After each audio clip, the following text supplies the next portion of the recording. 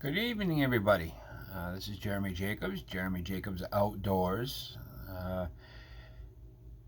Unlike a lot of people up here in the Northeast, I don't have a lot of time to get out and do some ice fishing during the course of the week. It's mostly done on the weekends. This time of the year, I like to keep busy with my fishing, whether it be watching videos to improve technique. Um, whether it be buying new tackle, going through old tackle, swapping things out. Like this year, back at the beginning of the year, I went and got I converted from a tackle box to a tackle bag,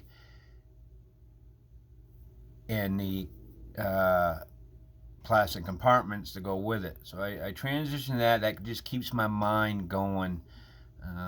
Planning fishing trips, thinking about fishing. I think the biggest misconception is when you're not fishing, well, you're not doing anything. Well, I'm always thinking about fishing. I'm always thinking about, my next trip on the ice, where I'm going to go, what I'm going to use, how I'm going to approach. Am I going to go when it's snowing or when it's sunny? I try to plan all that, keep myself going, keep my mind in the game, so to speak. So I'm not one of those that, just because fishing season is over, I'm not thinking about fishing. I'm always thinking about it. I love the sport. I love what it does to the mind, to the soul.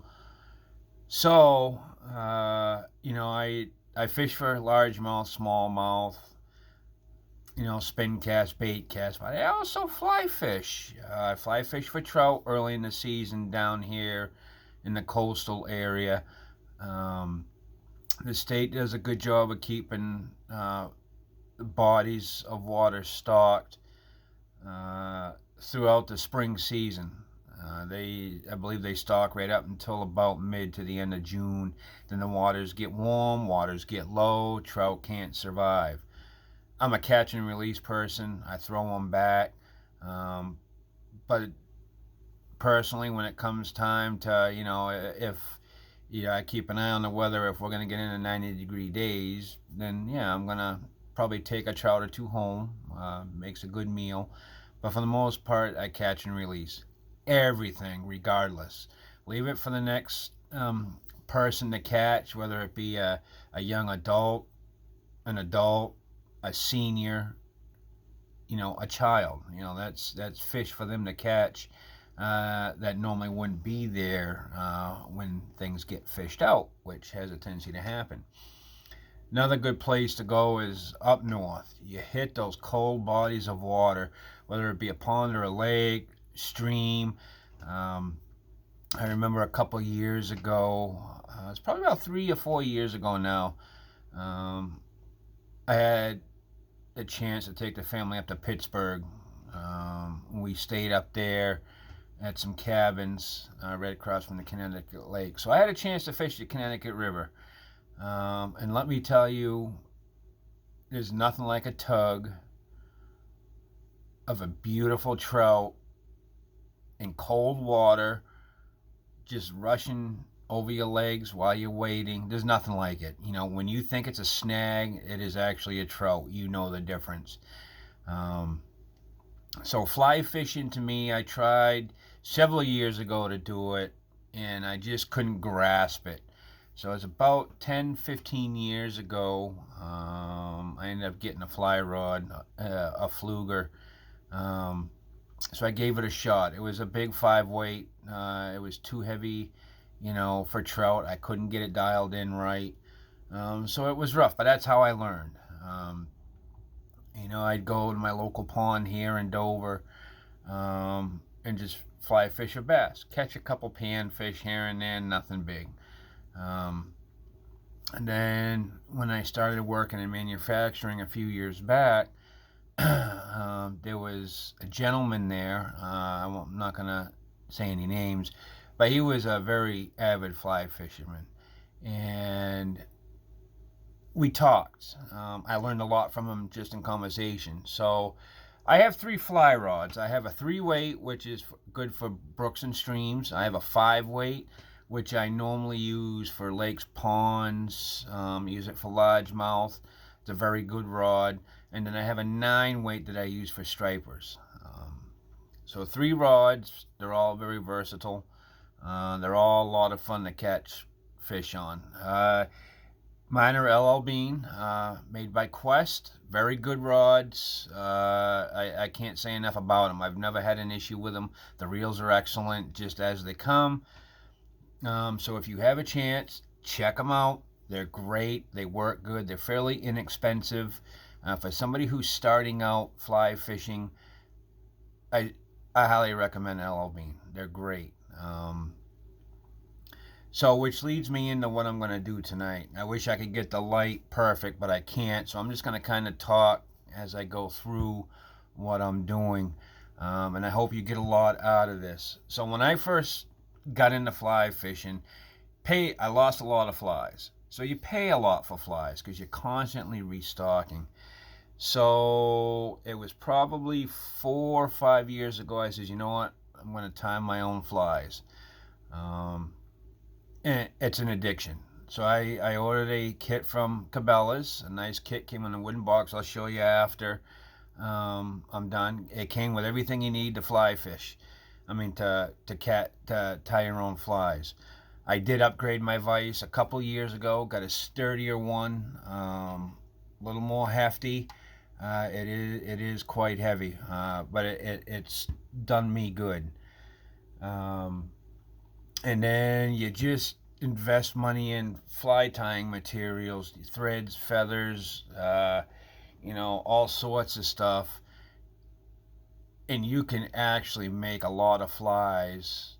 You take $50, you go to your local tackle shop, you buy your feathers, you buy your threads, everything you need for a specific recipe for a fly, and you're gonna have enough to tie a fly for probably couple 3 years, depending on how often you lose hooks. Fly fishing, you're gonna lose hooks. You're gonna catch a tree, you're gonna lose them in rocks.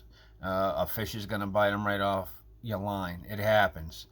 So what I like to do during this time of the year is I like to restock my flies. Now my fly box, I keep 5 flies of each in, and then what I'll do is when I tie, I'll take this, a little baggie, and I'll put 6 flies in. So I'm constantly rotating my flies. I lose one, I take one out of here, I put it in my fly box. So this here, which is what we're going to be tying tonight, it's a Flashback Pheasant Tail Nymph number 12. So this will go me the whole year. This produces a lot of fish. It's a good fly to catch. I'll take one out so y'all can look at it.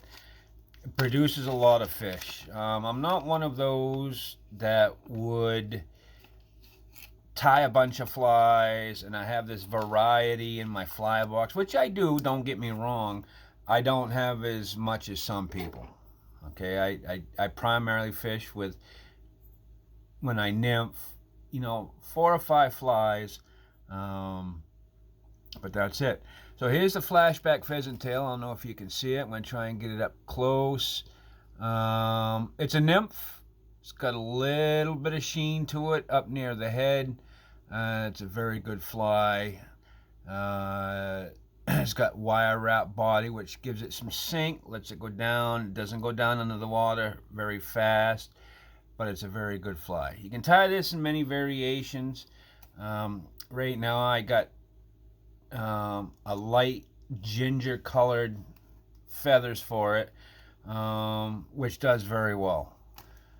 And then I've got some dark brown, which I'm not going to use tonight. I got them out just in case, but I don't like to open up a lot of product just so I could have some fun.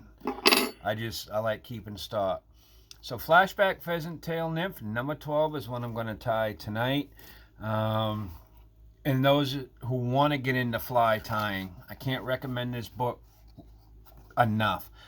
Fly Tying Bible. It's got all the flies that you'll need to tie for trout, salmon, rainbow trout, brook trout, brown trout. It's broken up into sections, so if you need to tie a nymph or a bug, it's got its own section. So if you look right here, it's got the description in the picture, okay, what it's used for, what you can catch with it. But what I like over here is the recipe. It tells you exactly how to do it. It's got step-by-step pictures on how to do it and to the finished portion of it.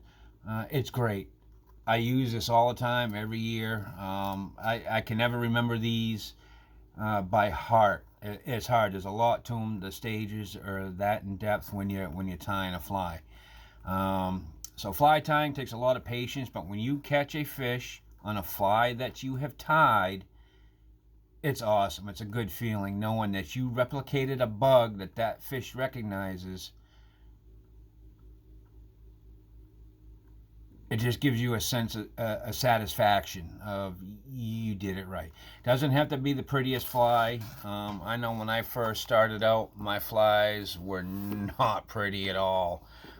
They were rough, but each year that I tied, I got better and better. So I'm no master by any means. I'm not a fly tying master.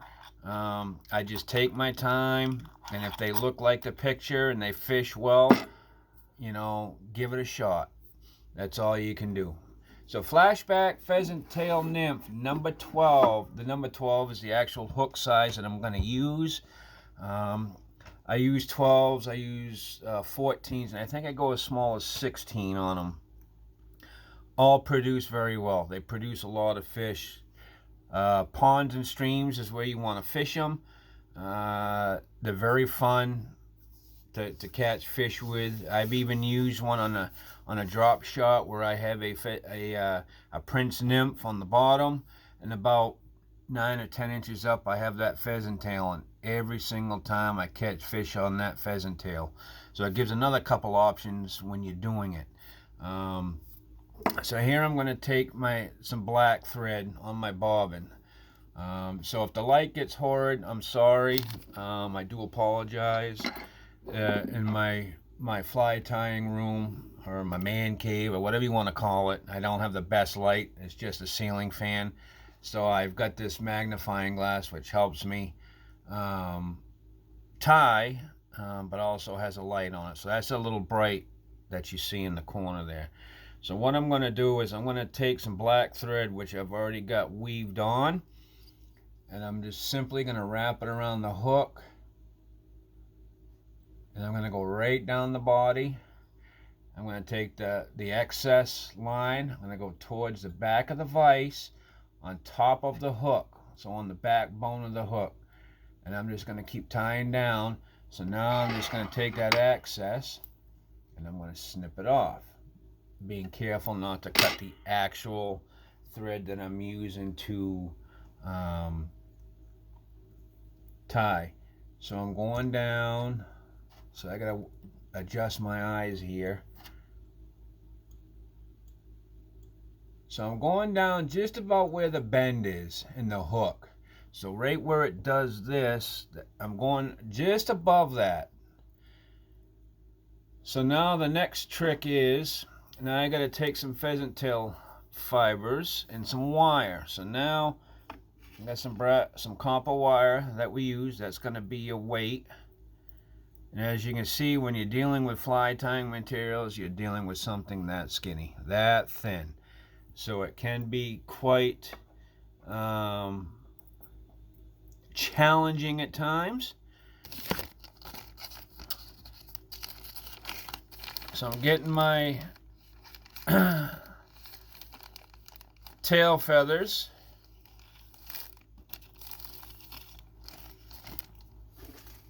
Again, I'm going to light ginger. These are pheasant tail feathers. I'm going light ginger. They come in something like that. You know, it's a good color. So I'm going to take a clump of about probably 5 or 6. I'm just going to snip it at the base.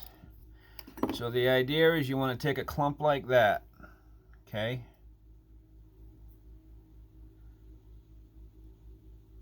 That's what I'm going to leave for a tail on this specific size hook. Okay, so I'm going to put that up on the back of the tail. I'm in the back of the hook. I'm just going to do a couple wraps. You don't want to wrap tight because one, you'll break the thread, but you also break the feathers. You'll rip the feathers off, but you want it nice and snug so they stay in place. Now just have that just slide right on the back. So now I'm going to tie in a piece of copper wire. Okay, about 4 inches long. This one little piece will actually tie a couple flies. So I'm going to tie this in onto the back. I wish I could show you guys, but this is kind of hard with the light that I have. So I'm going to tie this right on, kind of like that. So that's on. It's not going to go anywhere. Just going to give a nice tug. One more go around. Make sure it's perfect. And then I'm going to kind of go up. Take my thread, go right up to the front of the hook. About 3/4 of the way. Okay. So I'll try and get it down so you guys can see. So that's where I'm at.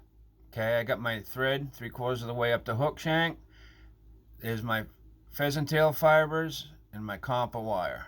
So everything's facing towards me. So that's where we're at. So now the hardest thing is you got to take the pheasant tail fibers towards the front of the hook. Now you got to wrap them around the hook shank, and that's the trick. That's a tough one, and you want to do it very carefully. So I always start to where my thread wrap is in the back because I want to cover that up. I don't want that showing. So we got that. So now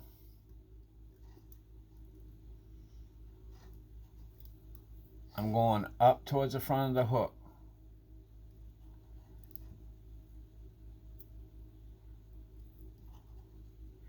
Now I'm going to get to a point where I'm just going to tie these off. I'm going to cut the access.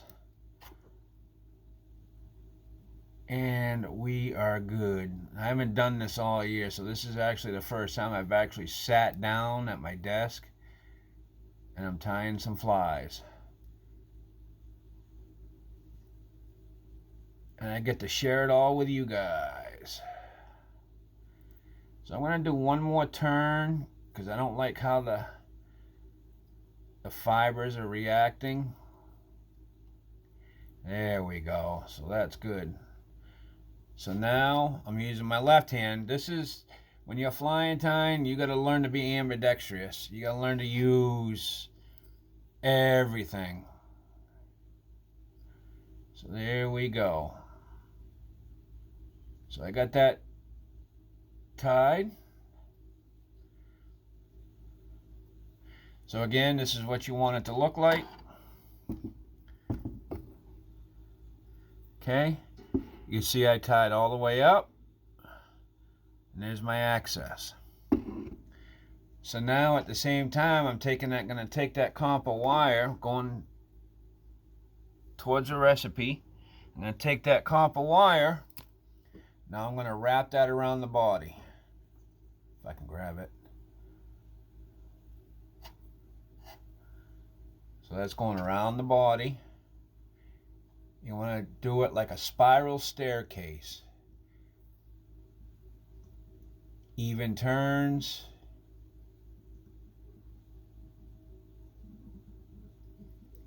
Just like that. Now we're going to tie that off.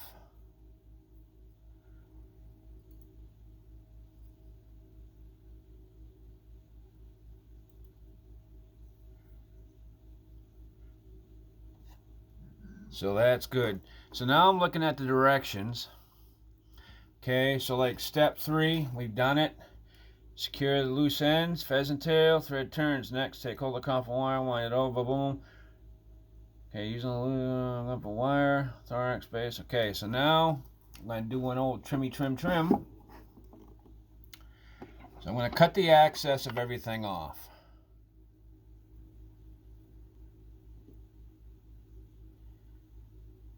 This is where you also have to be careful, because you do not want to cut any of the feathers off or any of the thread. So there we go. So now we need thorax body. Thorax body is what gives its its shine. And trout love that. So here I have pearl tinsel. This is a good thing to use.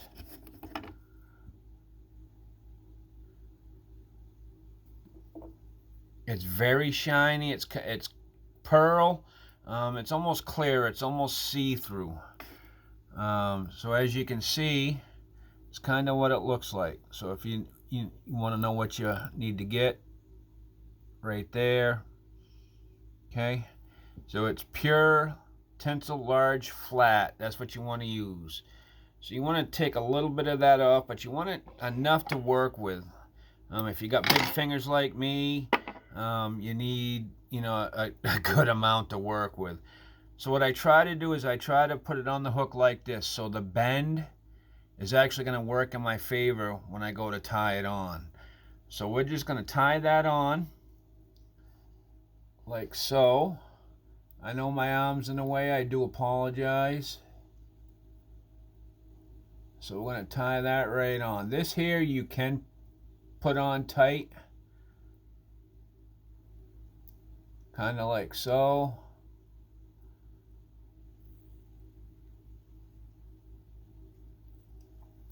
So my favorite part, believe it or not, of doing this is I love peacock herl. I like the color of it. This is a package that it comes in. Okay, peacock herl. Comes in a bunch. I've had this package for 3 years. So you can see the materials go a while. So I'm going to pull out three strands. I'm looking for a size 12. I'm looking for that full head. I want it full. I want it big. As we wind it, this stuff here, if you wind it too tight, if you tie it too tight, it will break. So you want to be careful as well. So I'm going to tie this on as well. And I'm going to bring the thread up to the front of the hook, near the hook eye. That's where you want it. So now, if you look, again, I'm going to bring this down. Okay. Get your peacock herl right here. You've got your pearl tinsel right here. And you've got your thread towards the front of the hook, towards the hook eye. So now what we're going to do is I'm going to gather my peacock herl, and I'm going to twist it to form the body, to form the actual, what the fish would perceive as the body or the head. It offers a nice color.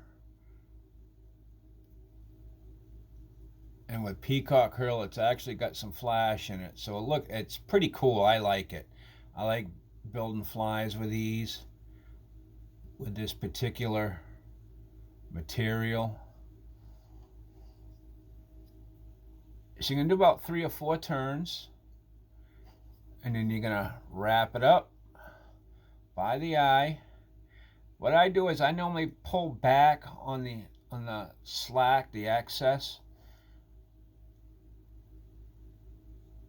Do a couple more turns with the thread, and then you're going to snip.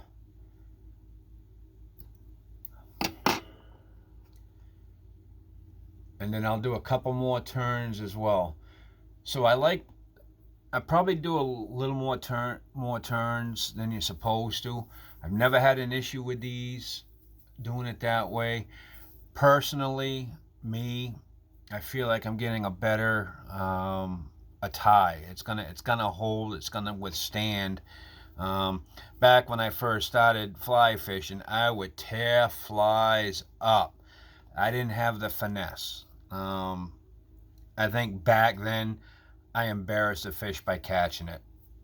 It was that bad. Um, Over the years, it took a lot of practice. Even out here in the front yard, I'll go out and I'll practice casting 5-10 minutes, just to get the arm warm, the arm warmed up, get the mechanics down, so that way when you're actually on the river, you're doing it with ease. You're not chucking the fly. I used to chuck the fly, would rip them right up, would shred them. The best fly tire in the world could tie me a good fly, I'd shred it right up back then. So now I'm just gonna take that pearl tinsel, I'm gonna fold it over. I'm gonna keep it in the center of the hook. So basically, I want it to go right over the hook eye, and then tie it, strap it down. So what I'm going to do now is I'm going to rotate my vise, and I'm going to make sure it's in the middle. And we're looking pretty good. So now what I'm going to do, now that I know I'm good, I'm just going to do a couple more loops towards the back. I want that nice and tight. Take the excess, fold it back off the eye, trim it. So again, I've got a little bit left over.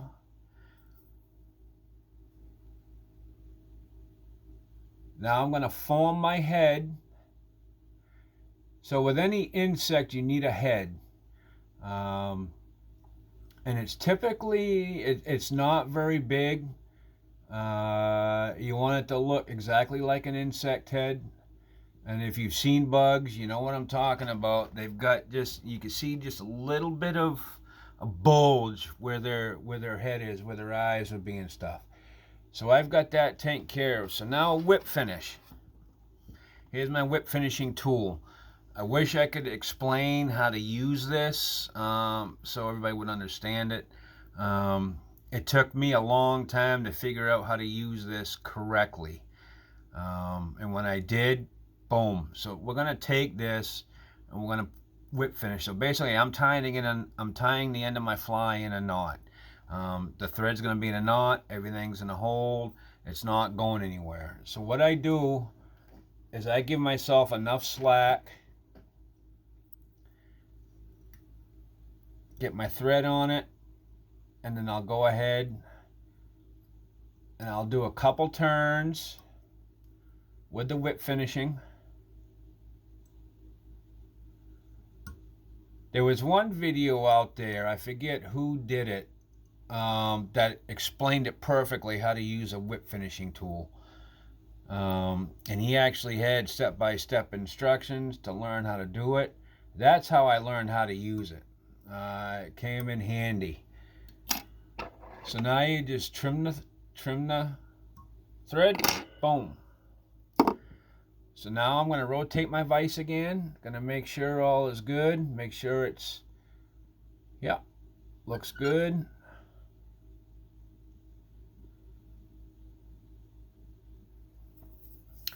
And then I'm going to take my head cement, just to show you, fly head cement. I got this at Kittery Training Post right over in Kittery, Maine. There's several versions of this that you can get. To me, not one is better than the other, but Wapsi, however you pronounce it, this is what I use. This will go a long time. My last jar I had, since I got my fly tying materials a few years ago, I just had to throw it out because it gelled up. It was no good. So fly head cement, you want some of that. So you got this tool that comes with the fly tying kit. Again, I'm going to show mine after I make this fly for everybody. So this tool here, you can tie knots with it, but you take this end, you dip it in your fly cement, get the excess off, and you put it on the head of that fly on the thread. You don't want to get it anywhere else because it is sticky. And I like to put a lot. I want that head so it's not going anywhere. So after that's done, doesn't take long, just a couple dabs. I take a hook, okay? I put it through the eye of the fly I just tied. So that's it. So normally it doesn't take too long to tie a fly. It takes me about 10 minutes because I'm never in a hurry. I want it to be as perfect as I can get it. So it doesn't take long at all. You could pull out a dozen flies, in a couple hours. Personally, I like tying flies. When we got a winter storm coming in, I like coming up here. I'll have some music going, just kind of chilling. So I like to come up here and tie flies when we got a winter storm going. So to me, it's relaxing because I know I'm going to end up going outside shoveling anyway. So it's just a way for me to come up and relax. So I'll show you this fly when it's done drying. Take care of some stuff here.